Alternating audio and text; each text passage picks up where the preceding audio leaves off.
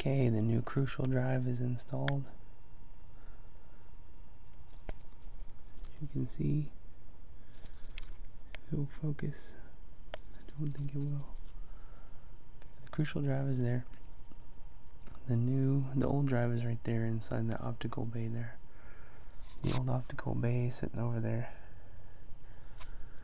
And this was a big pain in the butt, but I think we got it all back. It's difficult because we had to take off this here. I think this is Bluetooth. To remove that, there's some screws in down here on the sides. One there, to take that part off, and hook that.